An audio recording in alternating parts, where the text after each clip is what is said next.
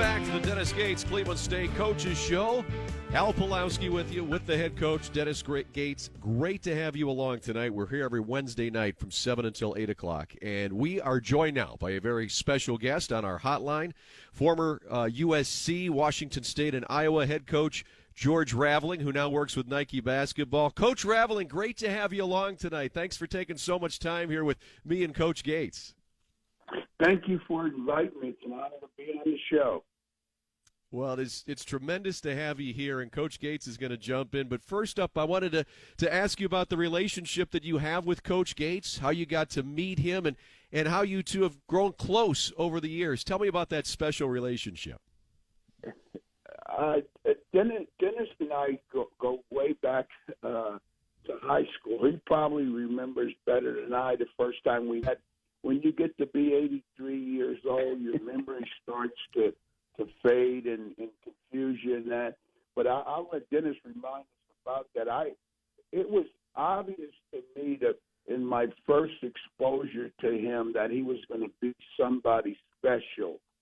He had impeccable, or has impeccable people skills, a high level of intelligence. He's a hard worker. He has all the necessary ingredients to be a future leader, not just a future outstanding college basketball coach, but I think history will record that he was as great a leader as he will be as a coach. And so when you looked at him and coming up as a youngster, you knew what you should do. You should encourage him and tell him you believe in him. And he hasn't let anybody down. I think the road ahead for him is paved with a lot of golden opportunities.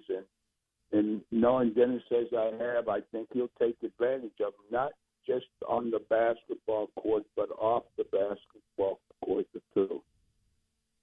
Coach, I appreciate those kind words.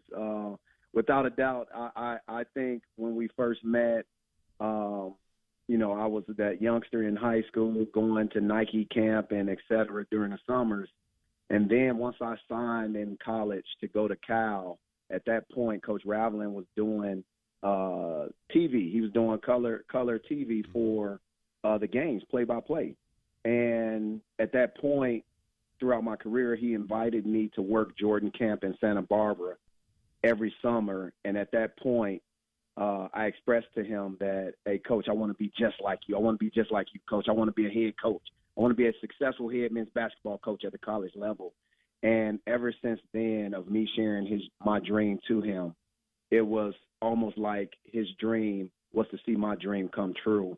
And since then, as a mentor, I probably bugged him here and there, just checking in with him. And he eventually linked me up with Leonard Hamilton as a graduate assistant. I didn't know Leonard at that time, but George Raveling did, and I didn't second guess one time that opportunity that he helped me get. I just got in my car, drove, and said, this is what George Raveling said I need to do. Let me go do it the best that I can. And he is a definite great guy to take advice from, as you did. We're joined here with Coach Dennis Gates from Cleveland State, Coach George Raveling, formerly of USC, Washington State, Iowa, and, of course, has been with college basketball forever. And Coach Raveling, one of the guys that has been an influence on all the coaches that are minorities and even some that aren't is John McClendon, and we had him here at Cleveland State. I had the great fortune of meeting him. I think it's almost 20 years now. Time just flies by, but a tremendous guy. He got the Theodore Roosevelt Award. You got to know Coach McClendon on a personal level, and he was one of your mentors. What can you share about Coach McClendon that he taught you about basketball, about coaching, and just about life? I think in retrospect, history is still putting Coach McClendon in his rightful perspective. He paved the way for the John Thompsons, the Nolan Richardsons, the John Cheneys, the George Ravelings of the world. He was the one who we idolized and respected. In a lot of ways, he's basketball's Martin Luther King in my mind. He, he history is yet to put him in his rightful perspective. He studied under Naismith. He visited Naismith's home. He took his classes. He was the first to do so many things. He was the first black head coach in any professional sport. I don't think people realize that he was the first black head coach in any professional sport, even Pipers and the Rockets and so forth. But along the way, Coach McClendon was a role model for us. We even knew what role models were. We watched what he was doing, and he could walk into a room, basketball coaches, and all the heads would turn toward him, and everybody had their eyes and ears open that he'd drop a few basketball nuggets on you. But this was a man who was first and foremost a teacher, an educator, and he prepared his players to win in the biggest game of all, the game of life. And the best compliment I can pay him is to say he's basketball Martin Luther King. Yeah. Wow. That is a great way. That's outstanding. Yeah, it's huge. And, speaking of MLK, Coach, I wanted to get the story from you. I read about it here, and Coach Gates told me about it a little bit. But it was Martin Luther King Day on Monday, and he gave the I Have a Dream speech back in, I won't say how long ago it was, but it was back in the 60s. And you were there for the speech, but you have perhaps one of the best mementos of 20th century American history that Dr. King gave to you. Can you tell me that story and how you were able to come across this very special gift from Martin Luther King? Well, what happened was I ended up volunteering to be a security guard at the March on Washington. And when the assignments went out, I think part of it because of my physical structure being 6'4" and that, they assigned me to work the rostrum. And as you know, they had a multitude of celebrities up there, and so part of the security detail was as soon as Dr. King got to the end of the speech, we were to close in and put sort of a V-shaped form around him, and as soon as the rabbi said the benediction, we were to usher them out the back of the Lincoln Memorial.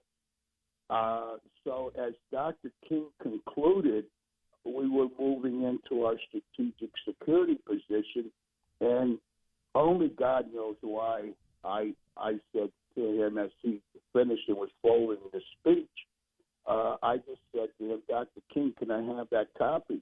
And he handed it to me, and just as he handed it to me, the rabbi says to Dr. King, that might be the greatest speech I've ever heard.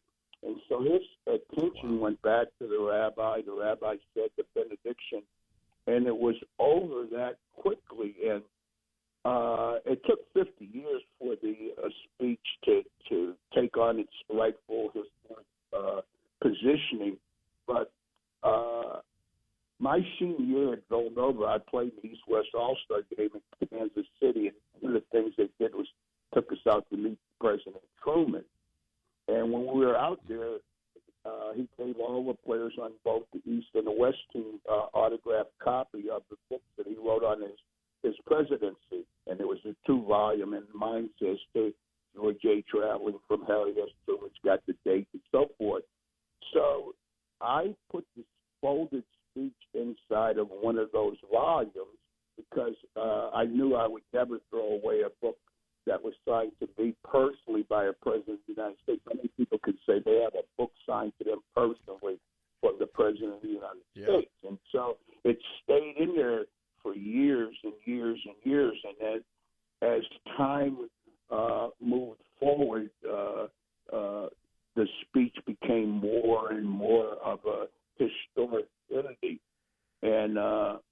and so I kept it housed there.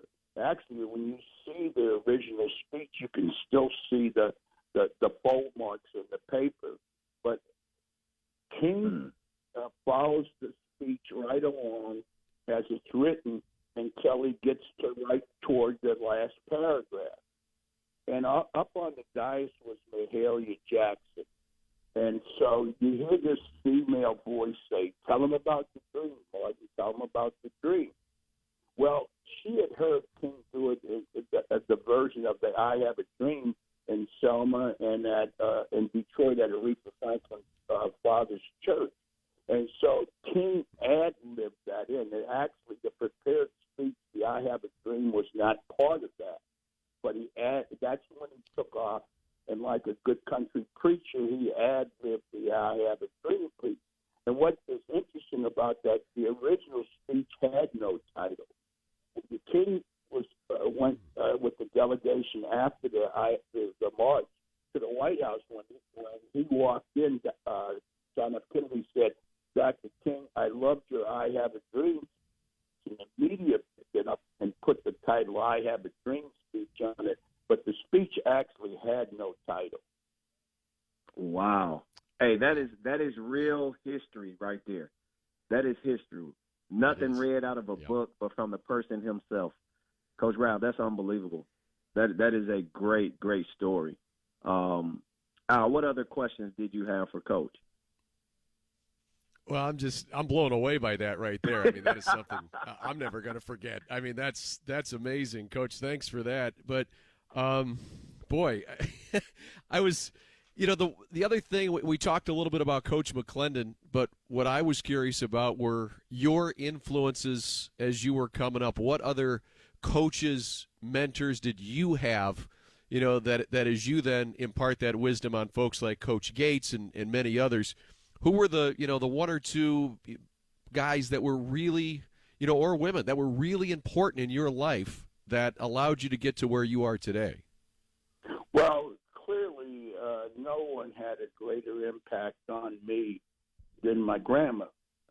My grandma pretty much raised me. When I was 9, my dad died, and when I was 13, my mother had a nervous breakdown, and she was institutionalized the rest of her time on Earth. And so now, what do you do with George? And so my grandma pretty much raised me from that point on, and she taught me. For a woman who never even went to high school, she had such great common sense.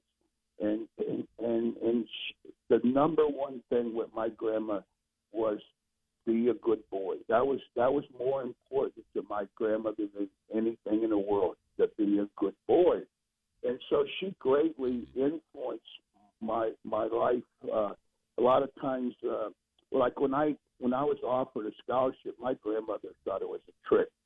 She could not comprehend that I was getting a scholarship to Villanova. And when I told her,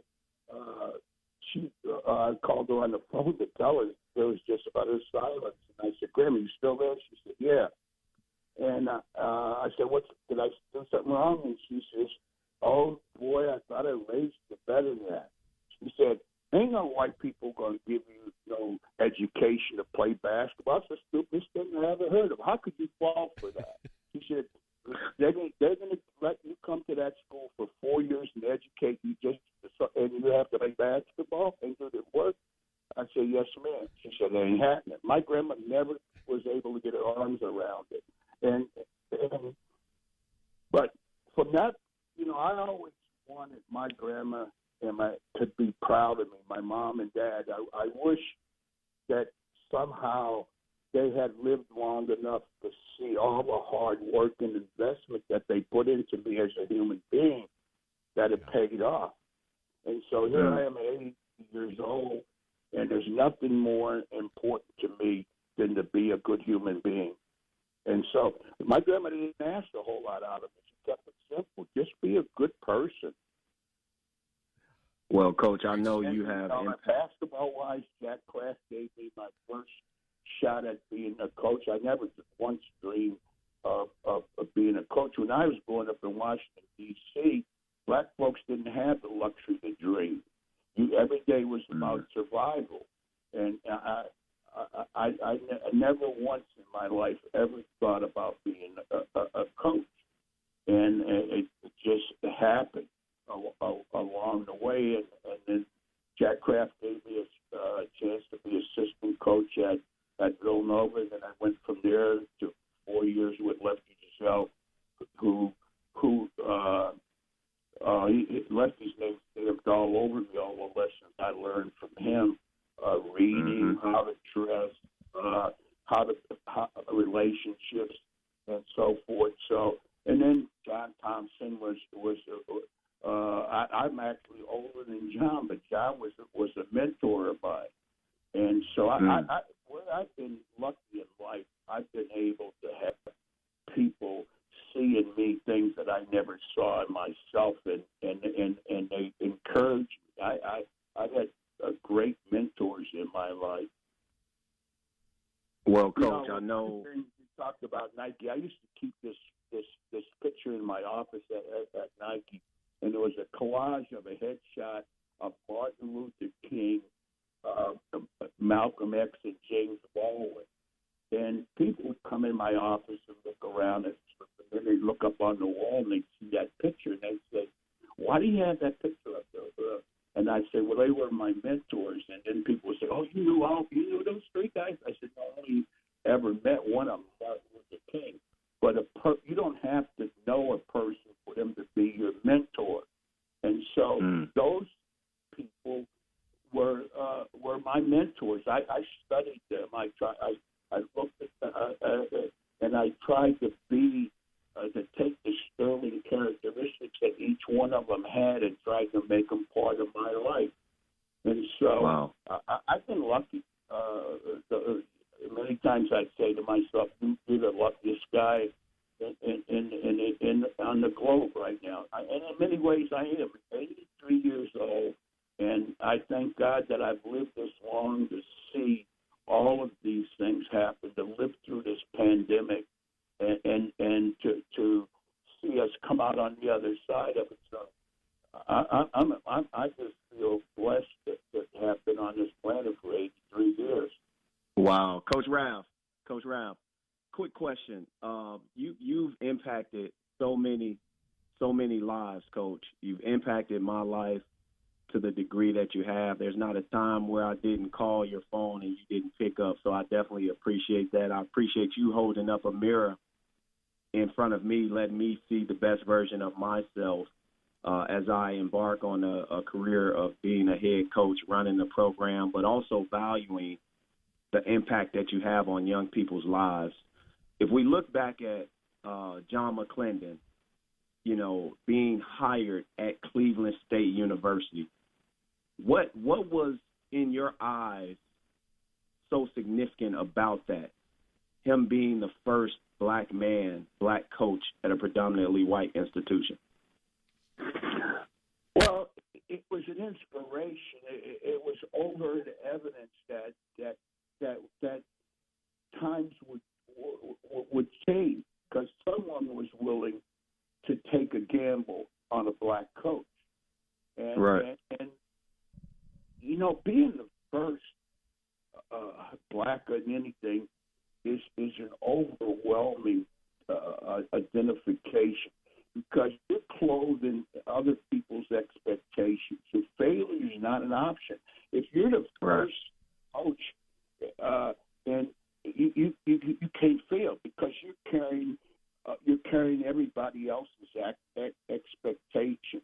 You're out there paving the road, but you don't. But all you have is a shovel, and you're trying to pave the road so that some of the others of us can succeed. The thing with Coach McClendon, he was everywhere he went. He opened doors. He gained the respect and admiration of people, and so we couldn't fail Coach. When Coach Thompson and Fred Stoughton and Cheney and Nolan and those of us in the early days, we couldn't let Coach down.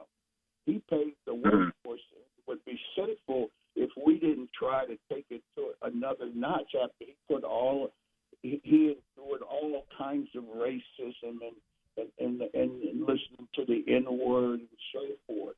But he always, in spite of all those difficulties, he was able to make a way out of no way. Mm-hmm. And history still has a responsibility to put Coach in his rightful position. This is a man who won 29 games and lost 240, and wow. and came up during the height of segregation. His 1995 team. I'm sorry, 1959 team at Tennessee State might have been the best basketball team in the nation, but they just they were in NAIA. Wow. That's serious. That's serious. And obviously the accolades, you said it best. History will allow his rightful place as time goes by. Being inducted into the Hall of Fame as a coach, as a contributor, and obviously as a team. That's 3 different avenues he's been inducted into the Hall of Fame. And it's very special to know that Cleveland State gave him that opportunity to break down barriers. And obviously he being awarded the Teddy Award this past year. I want to thank our staff, Dr. Kleiman, our faculty athletic rep, Kelsey Gorey-Harkey, our president, Harlan Sands, and Scott Garrett, our athletic director, for nominating John McClendon for that award. Is magnificent. Now, what did the Hall of Fame mean to you, Coach? How did you feel? Because I was able to get an invite from you and be there on your special day of being inducted into the Hall of Fame. What did that moment mean to you? It was overwhelming because I never once ever even entertained the idea of any kind of Hall of Fame. I actually went in as a contributor and not as a coach. It was a similar moment in my life, something that I can I guess the best thing I could say is rewarded the efforts over the years. The game has been so kind to me. Basketball's kind of been my GPS in life. It's taken me places I couldn't have gotten. Helped me achieve things that I couldn't do. I still grapple with, whether I really deserve to that honor. I'm not trying to be humble. I'm just trying to be real. But I appreciate it, and I realize that honor comes with a special responsibility as a human being. And so I guess I'd say I just deeply appreciate it. No, I appreciate you sharing that day with me, Coach. It meant a lot for you to invite me and come down. No, I definitely appreciate it. I'll never forget that moment, without a doubt. Al, are you there? I am here. I'm just enjoying the conversation between you two. It's fantastic. A couple of generations of college coaches, and Coach Raveling. I watched you growing up when I would watch college basketball, and it was fantastic to see you then and have the chance to talk to you now and share what you've shared. I really appreciate your time here tonight. I know we've got a ton of listeners out there that have really enjoyed it too.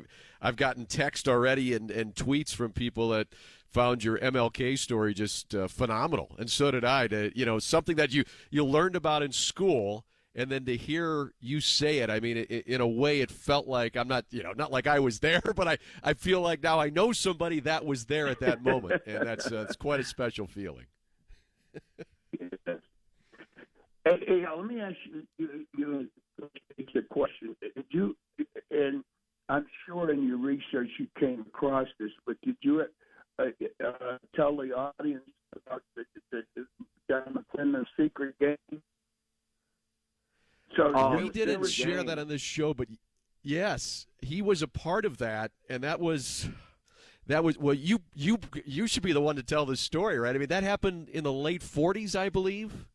Yeah, he was in North Carolina. It's now North Carolina Central, and they Yep. played the secret game against a student from the Duke Medical School who were all former college players, and they arranged this game around 9 o'clock in the morning on a Sunday, and so Coach McClendon took an all-black team, and they played an all-white Duke team, and the game was kept under the blanket of secrecy. They played it early Sunday morning while everybody was at church, and so he was able to take that great team that he had, and they played this secret game on a Sunday morning. Yeah, it's an outstanding story, without a doubt. The secret game is also in the book, Scott Ellsworth. Yep. The book in itself gives you the detail of the amount of courage that it took for that game to take place, but also, the magnitude at which John McClendon has changed and influenced the game from a national to a global level. And as a Hall of Famer, you kind of hear stories of what his accomplishments were, but he was an ambassador to basketball. And it's not that he impacted black coaches and inspired black coaches. He inspired anyone that coached the game. And that's what stands out to me in that story, the secret game. Yeah, I remember that game too. With reading about that, one of the things I believe Coach McClendon told me about it was, when I had a chance to talk with him, and I'm not going to, waste all my time telling my stories because you guys it's way better listening to you. but he told me about coaching in international basketball and how he had a friend that was the coach for the Russian team, and he couldn't stop Coach McClendon's half-court trap, so he wanted Coach McClendon to tell him how to do that. And he's like, well, hey, you're my friend, but I'm not going to tell you how to stop that. So then the Russian coach went ahead and ran that same defense. And and Coach McClendon's telling me, he said, yeah, I looked down the bench, and he just looked at me and waved. And it's like, well, now you're going to have to show me how to beat this. And then with that game, from what I remember him telling me, that the secret game was, more than anything, it just showed everybody involved, with the black kids, the white kids, the coaches, that there's a lot more similarities than there are differences among people. And when he said we got to play basketball together, it was just, we played a game of basketball together, and everybody, got along. Both sides wanted to win, when they played their game, but that more than anything showed that, hey, we can do this together. We don't need to do this separately. Right. No, that's outstanding. Coach Rav, before you leave us, I know we've taken a lot of your time, which I appreciate greatly.